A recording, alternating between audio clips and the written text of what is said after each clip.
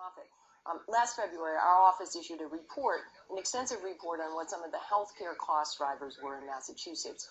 My question to you is, do you agree with the findings we made in that report? And what are the three things you would do to help keep healthcare costs down in Massachusetts? One thing we have to do is recognize that we have an effective system here that should not be replaced by Obamacare.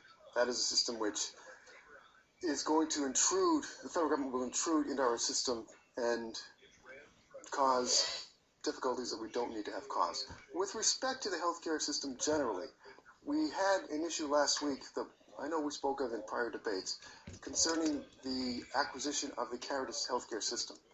And that is a circumstance in which I called upon you to recuse yourself from that decision, not to decide whether the acquisition by Cerebus should have taken place. And you declined to recuse yourself. One of the most important things an Attorney General can do is avoid the appearance of impropriety. Not just avoid impropriety, but avoid the appearance. And you didn't do that. You didn't avoid the appearance.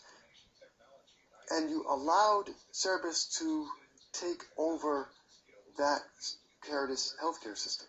Now, Mr. McKenna, we're timing this segment. Ms. Kolke, he made a charge in there. I would allow you, please, if you have a response to that, go ahead. Well, first of all, I'd like to know, are you going to answer the questions about, are you familiar with the report? Do you agree with it? Do you have plans for health care? And I guess you can answer yes or no. And because I do want to respond to that, because your candidate for governor, Charlie Baker, said here on the record, asked specifically about that proposal, that he believed had been thoroughly vetted by the Attorney General, Martha Coakley, that the result was a good one for those hospitals and for the healthcare landscape in Massachusetts. Complicated issue. We were transparent as we went through it. We had public hearings. We issued the report. Do you not agree with the result?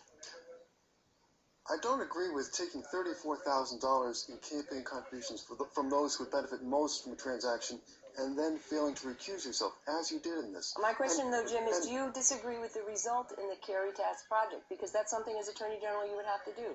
What would you have done differently, well, besides the recusal issue? I've read the 64-page report that your office issued, and one thing that is disturbing in that regard, and with respect to your statements, is it doesn't seem as though your statements indicate you think this is the first time Cerebus has been involved in healthcare. So would you have approved the deal or no?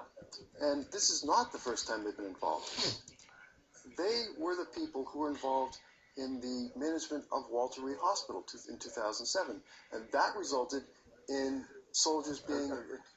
Mr. McKenna, we understand what your position is in that. If you can't go yes or no, then offer your question to Ms. Coakley and we'll move on. So you won't take a stand on whether you would have approved that deal. If you were Attorney General, would you have approved that deal? Should I ask you a question?